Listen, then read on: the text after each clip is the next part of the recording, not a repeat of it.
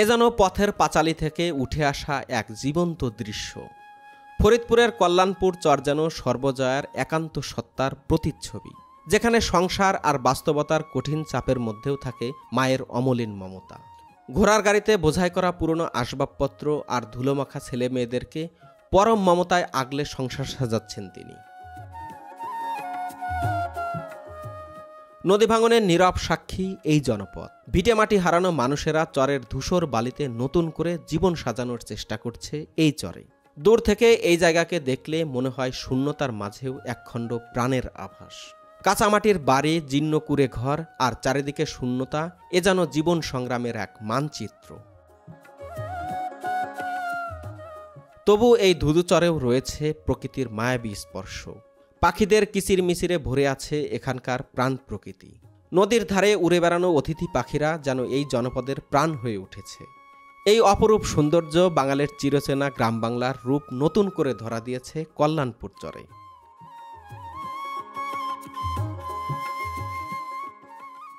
এই মায়াবী সৌন্দর্যের পাশাপাশি চরের জীবনে রয়েছে সাপ ও শিয়ালের আতঙ্ক। এখানে দিনের বেলায় কাজ করতেও কৃষকের বুক দুরু দুরু কেঁপে ওঠে সাপের ভয়ে। কেউ বা দূরত পড়েন, আবার কেউ বা দেবী মনসাকে স্মরণ করেন। এই চরের শিয়ালগুলো শুধুমাত্র খেটে খাওয়া মানুষের হাঁস মুরগি খেয়েই তুষ্ট নয়, বরং ফসলের জমিতেও চালায় তারা তাণ্ডব।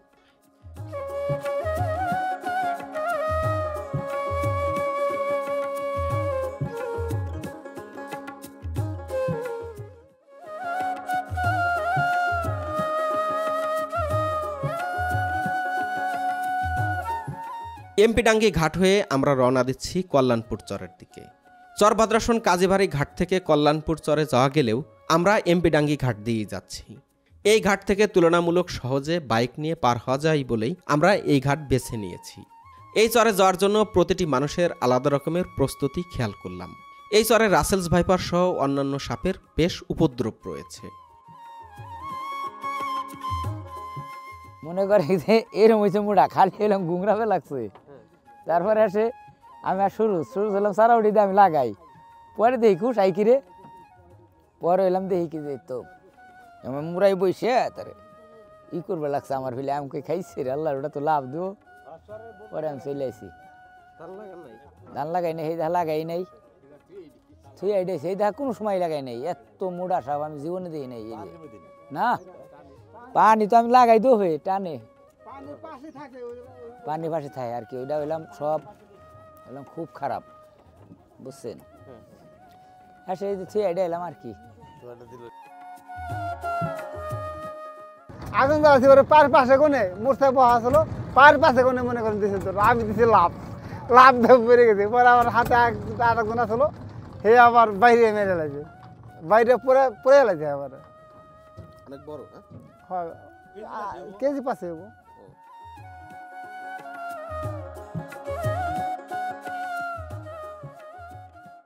শিয়াল এবং সাপ দুইটাই। কি সাপ বেশি? বেশি হচ্ছে কি রাসেলস ভাইপার। অনেক বেশি কি? অনেক বেশি অবশ্য। আমি সেদিনকে একটা মারছিলাম, হয়তো বা 2 হাত হবে।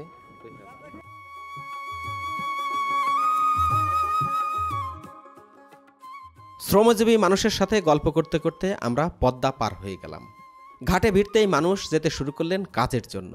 কেউ বা কাঠের মাচানের উপর দিয়ে যাচ্ছেন, আবার কেউ বা শীতের মধ্যেই পানিতে নেমেই যাওয়া শুরু করলেন। এই চরে এখন প্রচুর ফসলের আবাদ হচ্ছে, তাই সেচ দেওয়ার জন্য স্যালো মেশিন নিয়ে ছুটলেন একজন বাইকে করেই।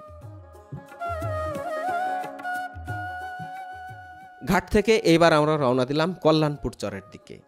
এই রাস্তা সোজা গিয়েছে শালিপুর চরে, আর ডান দিক দিয়ে যেতে হয় কল্যাণপুর চরে।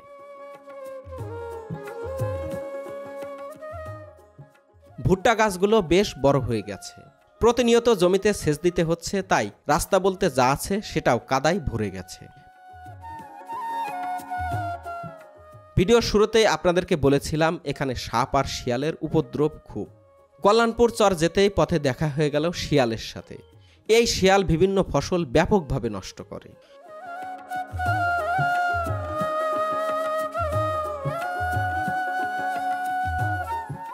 কুয়াশায় ভিজে আছে রাস্তা।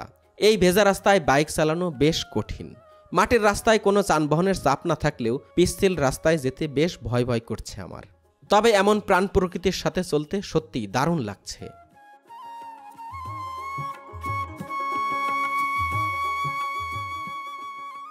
প্রতিটি চরই ভিন্ন, নানা গ্রামীণ অনুষঙ্গে পরিপূর্ণ। এখানে আসলে পাওয়া যায় মাটির ঘ্রাণ। দুই পাশে সরিষার ক্ষেত, মাঝখান দিয়ে মোটরসাইকেল নিয়ে ছুটছি আমরা লোকালয়ের দিকে। খেসারি কলাইয়ের জমিতে এসেছে বকের দল। এমন পরিবেশ দেখে দারুণ লাগছে। কল্যাণপুর চর বেশ পুরনো একটি চর। এই চরের বয়স প্রায় ৩০ বছর। এই চরের পশ্চিম দিকের অংশে কোনো জনবসতি ছিল না, তাই হাতিঘাটা চর সহ অন্যান্য চরের মানুষ আশ্রয় নিয়েছেন এই প্রান্তে এসে।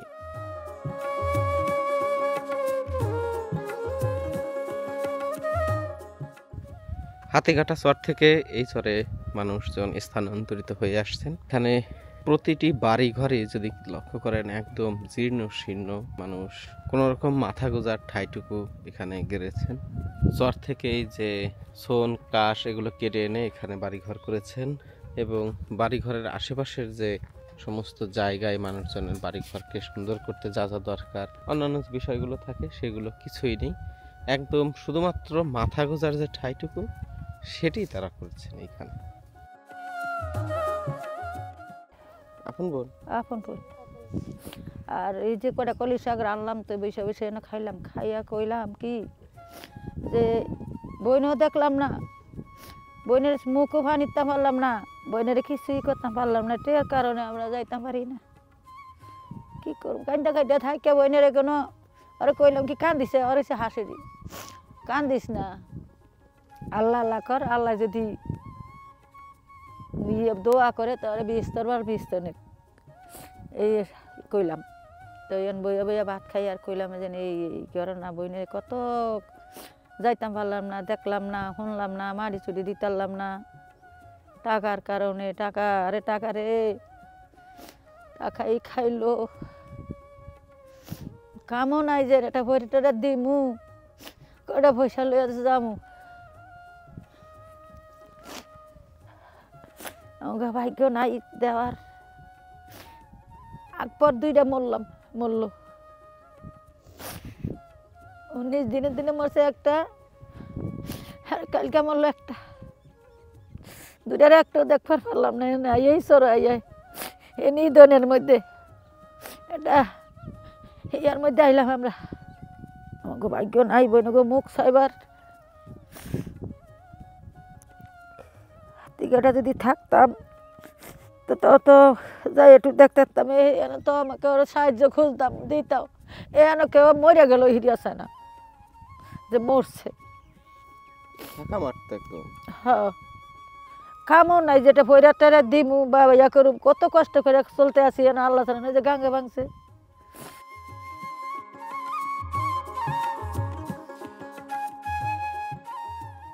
এই নারীর বোন মারা গিয়েছে, অথচ টাকার অভাবে যেতে পারছেন না। এটা জানার পরে খুব খারাপ লেগেছে আমার, খুবই কষ্ট পেলাম। সাথে সাথে নিজের সাধ্যমতো চেষ্টা করেছি তাকে সাহায্য করার জন্য।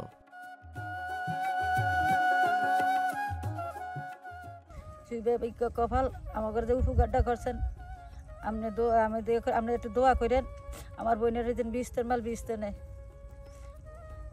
আমি কে আর পরে যাবো, দেখে গিয়ে যাবেন না এখন? আর পরে আমি যে দেখে গিয়া যেতে পারবেন তো এখন? যাইতাম পারুম, ওই যাই ওই লঞ্চ উতারুম। যান আপনি। হ্যাঁ আচ্ছা, আমি যাইতে আছি, না দোয়া করেন।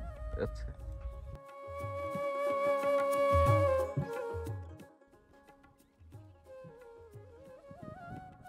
এটা আপনার ঘর? জি। আর উনি কি হয়? এটা পুত্র বউ। ও, ছেলে? জি। মেয়ে নিয়ে ছেলে পুত্র বউ। মেয়ে। কয়জন থাকেন এই ঘরে? এই ঘরে থাকি 3 জন। 3 জন না? আর ওই ঘরে বউরে আবার পার্টিশন করে দিছে, ওই মাঝে দিয়ে ওই বউ থাকে আর ছেলে থাকে। 5 জন থাকেন এই ঘরের মধ্যে? জি। এটা দেখতে পারেন, আসে দেখেন। ওই যে ওই পাশে থাকে, ওই পাশে আমরা থাকি, এই পাশে পুত্র বউ থাকে। মাটির এই শীতের মধ্যে মাটিতে? জি। তারপর সোন বাতা কাইতে আনতে পারে না? ওই যে ইয়াটিয়া কাটটা কুটটা নিচে দেয়, ওই যে খের নিচে খের দেয় না। ওই পাশে তো বাতাস আসতেছে। কি করব কাকা, গরিব মানুষ, নদী ভাঙ্গা অনেক কষ্টতে চলে, বুঝেন না। ওই যে ওই নলগল কাটটা আইন না, হিয়ার পরে কাটটা আইন না, পরে এলা এই ঘর দিছি। ওগুলা পাতা ওই হেদিকে কাটটা আইন না, ওগুলা পাতা দিয়ে ঘর দিছি। আর এই পাশে এখনো করতে পারেন নাই, কাজ শেষ করতে পারেন নাই? না, না এই জায়গায় অনেক কোনো কিছু করতে পারি না, এমনি পড়ে রয়েছে।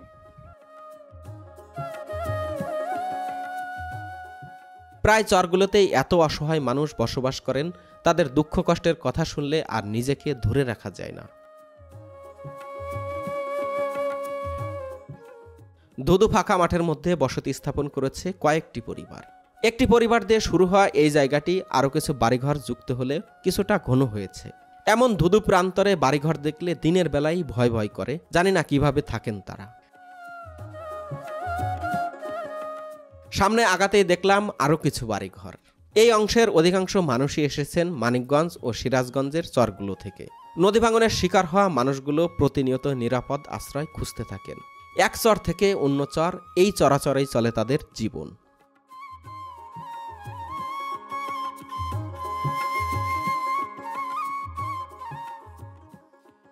হাতিঘাটা চর থেকে মানুষজন বাড়িঘর ভেঙে এখানে স্থানান্তরিত হয়েছেন। এই যে একজন মানুষ তার বাড়িঘরের যে চাল রয়েছে সে চাল ভেঙে এনে এখানে রেখেছেন। এখন পর্যন্ত তিনি যে বাড়িঘর সেটি এখনো করতে পারেননি। আসলে কল্যাণপুর চরের যারা বাসিন্দা রয়েছেন তারা ভালো মতো বসবাস করলেও, কারণ কল্যাণপুর চরে নদী ভাঙন নেই, কিন্তু হাতিঘাটা বা গঙ্গাদর্দি থেকে যারা এসেছেন তারা এখানে এখনও মানবেতর জীবনযাপন করছেন। এইখানে বেশ কিছু ঘর রয়েছে, কিন্তু এই ঘরগুলোর জন্য যে তাদের বাজার ঘাট করতে হবে, বাজার সদাই করার জন্য একটি বাজার দরকার, সেই বাজারটিও নেই। যার ফলে তারা অনেক দূরে চরভদ্রাসন প্রায় কয়েক কিলোমিটার হেঁটে এখান থেকে যেতে হয় নদী পার হয়ে। এর পাশাপাশি কল্যাণপুর গোপালপুর চরে বিদ্যুৎ থাকলেও এই চরে বিদ্যুৎ নেই, রাস্তাঘাট বিদ্যুৎ কোনোটাই নেই। সব ধরনের নাগরিক যে সুবিধা রয়েছে সব কিছু থেকেই পিছিয়ে এই জনপদের মানুষ।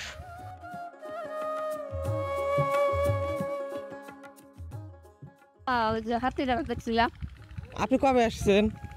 আমি আইসি তো তাই না? এর আগে না আমাকে নিয়ে গেলা হ্যাঁ। কোথাও উঠিয়ে আমাকে কাকা কেমন আছে?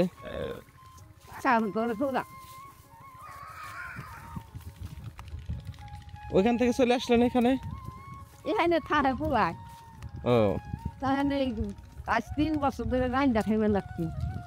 কতকাল থাকবে রান্না? ওই বাড়ি ঘর কি করছেন? হ্যাঁ ওই বাড়ি ঘর কথা নাই নিচ্ছে সালা যাচ্ছে গেছি। এই জন্য ওকে পয়সা নেই আসলে বাবা নেই নাসির ভাই নেই বাড়ি এটা ইয়া নাসির বাড়ি ওটা ইয়াসম বাইক গেছে রে। আচ্ছা আচ্ছা। এই ইয়া নাসির বাড়ি। কাকার শরীরের অবস্থা কি ভালো হয়েছে? হ্যাঁ ওষুধ না খেলে অসুস্থ। আচ্ছা আচ্ছা। ওষুধ না খাইলে অসুস্থ, ওষুধ খাইলে ভালো। এই এনে গিয়া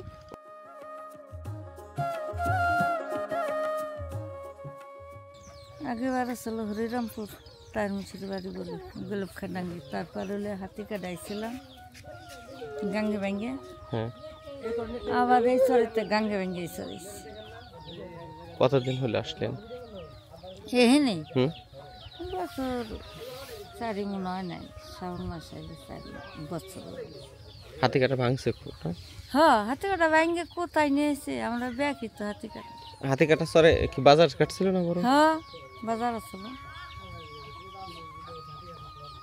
এখন তো বেশি মানুষ নাই অনেক না না।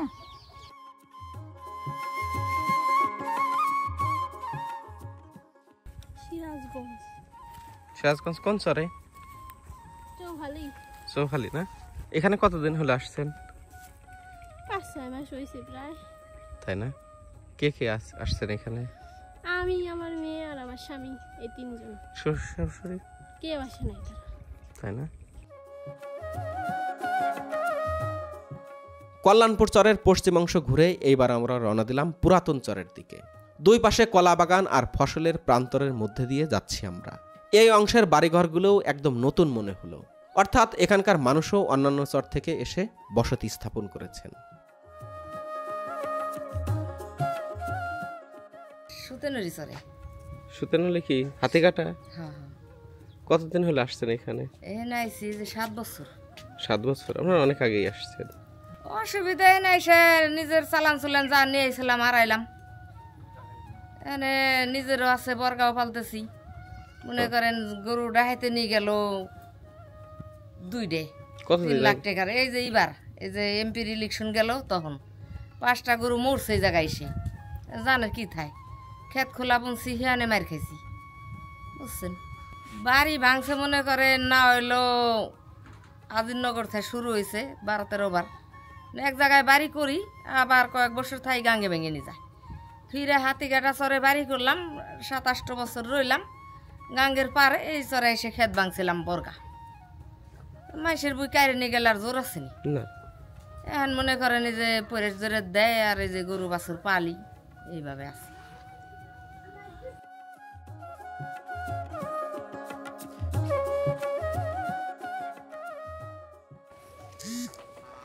কল্যাণপুর চরের এই অংশে বসবাস করেন অধিকাংশ মানুষই হাতিঘাটা চরের।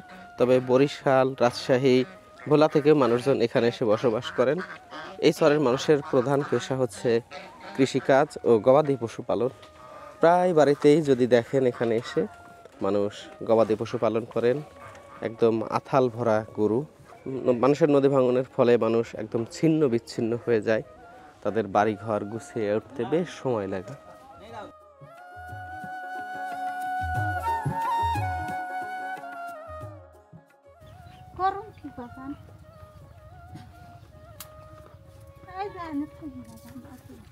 এই শীতের মধ্যে এই নিচেই থাকেন? হ্যাঁ বাগান কি করুন করুন কি খের মের বিষয়ে বসবাস খের মের বিষয়ে ফাহিতে করুন কি বাগান আল্লাহ রাহে যে হালে হালে তারপর উচ্চাখানা আছে, বাদ দেয় না, খোঁজ নেয় না, খবর নেয় না, শ্বশুর বাড়ি থাকে খায়, কিছু করার মতন নাই। মানে আল্লাহ যে হালে রাহে বাজান এই হালে থাকি। এই নেট দিয়া থাকি রাতকে, যে নেট দিয়া কাপড় দিয়া এই যে দিয়া বাইন্দে, তাও তোমার কাকায় পয়রাত ময়রাত যায়। করুন কি বাজান, তা আমি নিজেই করুন কি ঘরের ভিতরে থাকতে পারি না। নাইনাত কুল লইয়া জামাই জি লইয়া গরু বাছুর লইয়া করুন কি আমি এই জায়গার মাঝে আমি নল দিয়ে নিজে বেড়া দিছি দিয়াতে এই শীতের মাঝে হনে রাত কাটে। আল্লাহ যে হালে নাই এই হালে থাকি বাজান। করুন কি আল্লাহ আমার ভাগ্যে যা রাখছে আমি তাই আল্লাহর কাছে করুন কি। আজকে হতে 2 বছর ধরে গেছে, হতে যদি একটা দিত কিছু টাকা পয়সা দিত শীতের মাঝে তাইলে ফিন্দা কাপড় সুফর শীতের করতে পারতাম।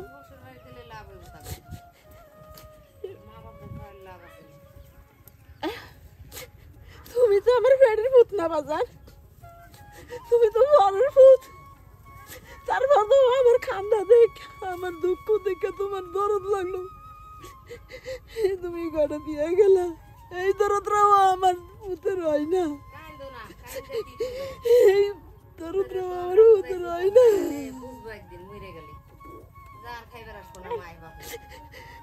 এমন অবস্থা বাজান কোন সময় জানি জানটা কোন সময় আল্লাহ নিয়ে নেয়।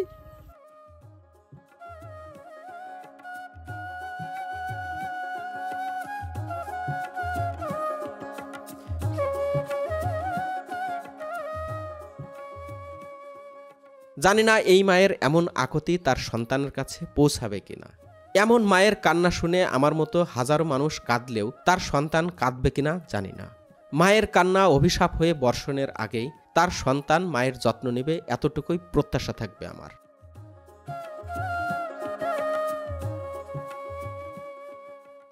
এই চরের মানুষজন কিছুদিন আগেই অন্য চর থেকে ভেঙে এসেছেন।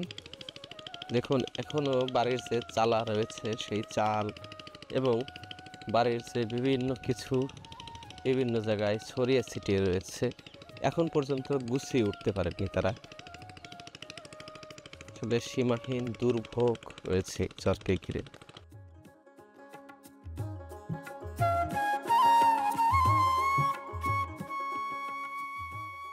চরের প্রধান যানবাহন ঘোড়ার গাড়ি ও মোটরসাইকেল। মাটির রাস্তায় ইঞ্জিন চালিত গাড়িগুলো খুব একটা সুবিধা করতে পারে না, তাই বাধ্য হয়ে তাদেরকে ঘোড়ার গাড়ি ব্যবহার করতে হয়। এই গাড়িতে করেই কেউ বা ঘাস কেটে বাড়িতে ফেরেন, আবার কেউ বা সার ওষুধ নিয়ে মাঠে যান।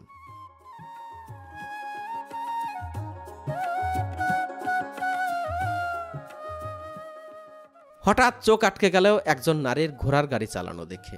আমি এখন পর্যন্ত কোনো নারীকে ঘোড়ার গাড়ি চালানো দেখিনি, তাই আগ্রহ নিয়ে গেলাম তার পিছন পিছন। মূলত এই চরের অনেক নারী গরুর ঘাস কাটার জন্য ঘোড়ার গাড়ি ব্যবহার করেন, তবে আমার চোখে এখন পর্যন্ত পড়েনি।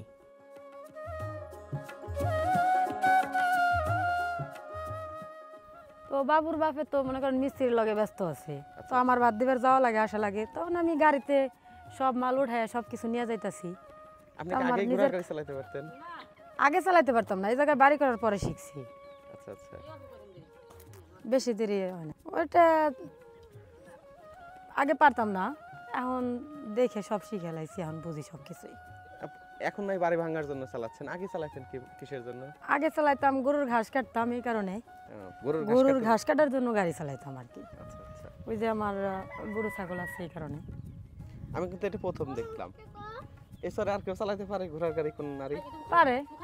এই যে বাড়ির মানুষ পারে, ওই যে সাইডে পারে, প্রায় বাড়ির জাগো বাড়ি ঘোরা আছে, তাকবাড়ির মহিলারা কম বেশি সবাই পারে। আচ্ছা, কি রান্না করছেন? এই যে মিস্ত্রির জন্য ভাত রান্না করছি, মাছ রান্না করছি। মাছ কি নদীর? হ্যাঁ।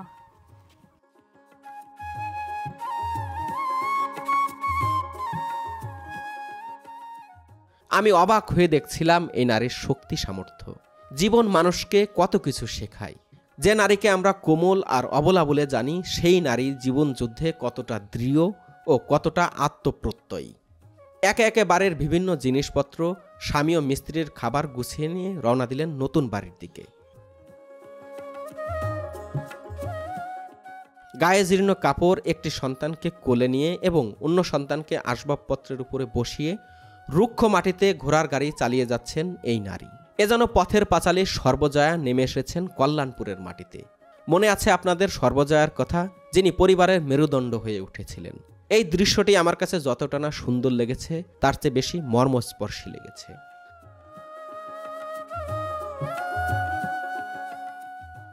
সামনে আগাতেই দেখলাম একটি খালের মধ্যে অতিথি পাখির ঝাঁক।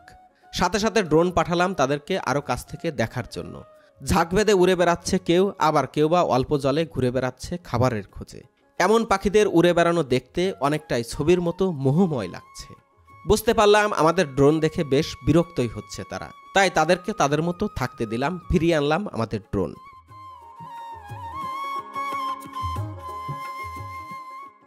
পাশের খালে দেখলাম বাপ ছেলে দাউন বড়শি পাচ্ছে। এমন দৃশ্য দেখতে সত্যিই দারুণ লাগে।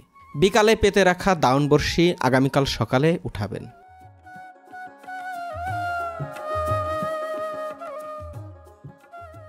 পাশেই দেখলাম ডাল কেটে চারপাশ ঘিরে রেখেছেন। এমন ডাল দিয়ে চারপাশ ঘিরে রাখা জায়গাকে স্থানীয় ভাষায় কাডাল বলে। এখানে মাছ জড়ো হলে চারপাশ ঘিরে দিয়ে মাছ ধরবেন স্থানীয় জেলেরা। আর রাতে মাছ ধরার জন্য অনেকেই রওনা দিয়েছেন পদ্মার দিকে। পাশেই আরো কয়েকটি নতুন বাড়িঘর দেখে নামলাম আমরা তাদের গল্প শুনতে। তারা কোন চর থেকে এসেছেন এমন নানান প্রশ্নের উত্তর খুঁজতে।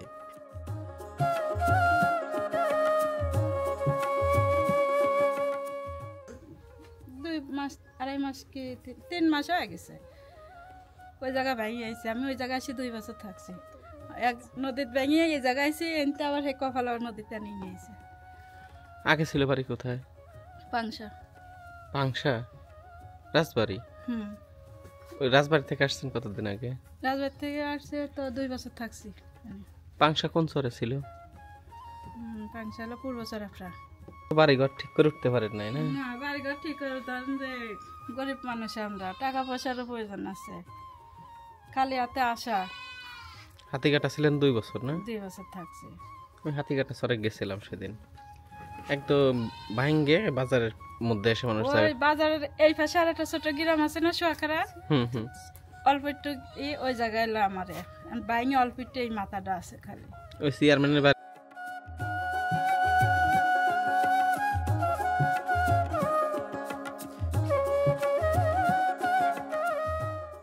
আমরা তো আইছি এই মাস 2 দিনে।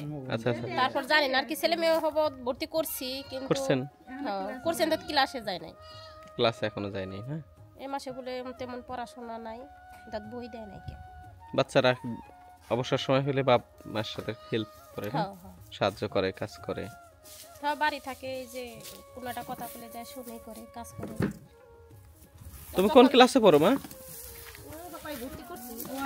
আমরা গাঙ্গি বাঙ্গের লিগে নদীতে বাইঙ্গে গেছি তো আমরা আসলাম শুয়েখারা। শুয়েখারা কি হাতে কাটায়? হ্যাঁ হাতে কাটা। স্কুল বাইঙ্গে গেছে পরে আর পোলাপান পড়ান পাইনি কে। এই জায়গা থেকে আইছে এই জায়গায় এসে স্কুলে ভর্তি করছি।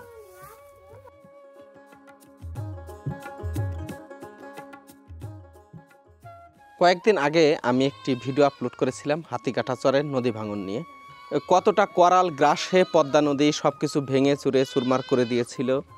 সেখানকার ভিটা এবং বাজারে জড়সড় হয়ে মানুষের বসবাস করা আপনাদেরকে আমি দেখিয়েছিলাম। সেই হাতিকাটা চর এখান থেকে বেশ দূরে। হাতিকাটা চর হচ্ছে মানিকগঞ্জ জেলার হরিরামপুর উপজেলার আজিমনগর ইউনিয়নে অবস্থিত। এটি চরভদ্রসন থেকে বেশ কিছুটা দূরে। এই জনপদের এই অংশে মানুষ অনেকটা শরণার্থী শিবিরের মতো একদম ঠেসে ঠুসে জীবনযাপন করছেন।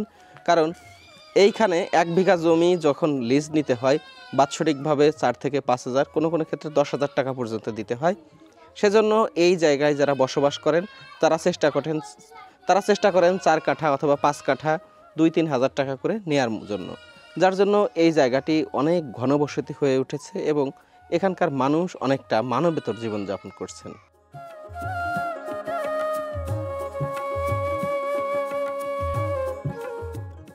এরপর আমরা রওনা দিলাম গোপালপুর চরের দিকে। আপনাদের নিশ্চয়ই মনে আছে গোপালপুর চরের একজন বয়স্ক মানুষ তার বাড়িতে সাপ নিয়েই বসবাস করেন।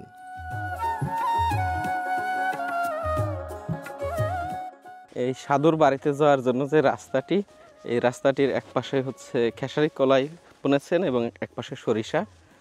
আমাদেরকে বারবার কাজল ভাই আসার সময় বলে দিয়েছেন যে আপনারা কখনো এই কলাইয়ের মধ্যে যাবেন না, কলাইয়ের মধ্যে সাপ থাকে। আমরা চেষ্টা করছি আইল ধরে যাওয়ার জন্য।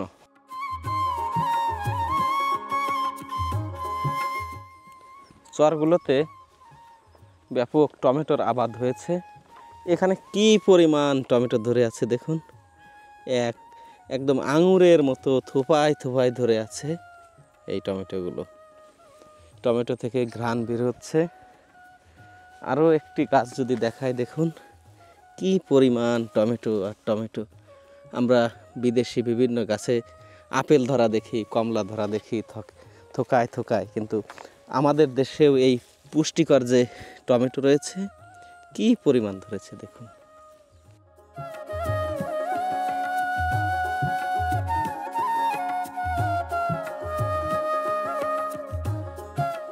এটি হচ্ছে সাধুর বাড়ি। এই বাড়িটি আপনাদেরকে এর আগেও দেখিয়েছিলাম।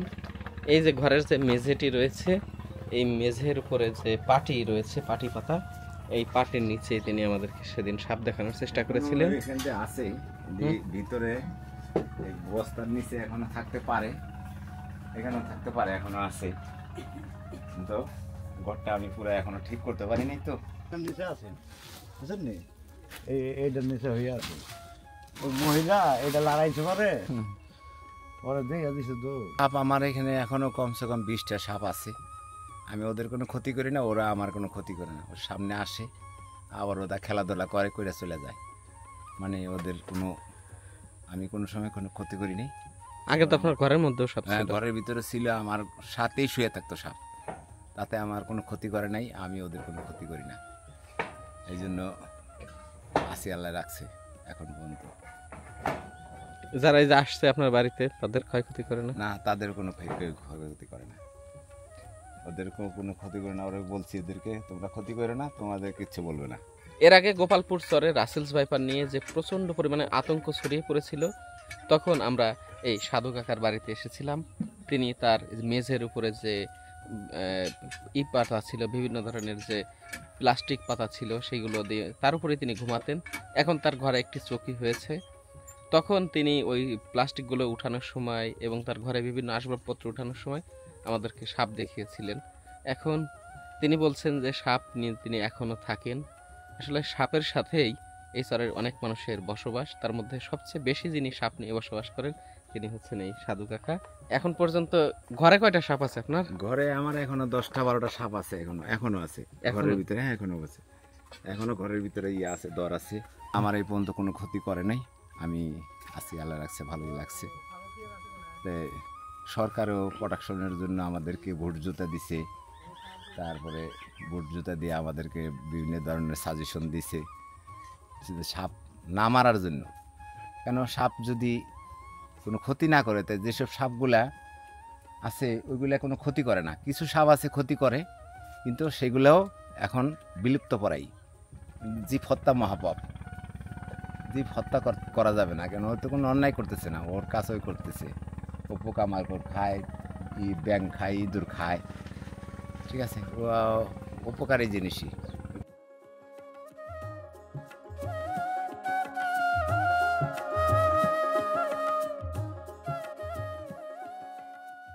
সাপ ও শিয়ালের উপদ্রবের পাশাপাশি রাস্তাঘাটের বেহাল দশার কারণে অনেকটাই বিপর্যস্ত এই চরের মানুষের জীবন।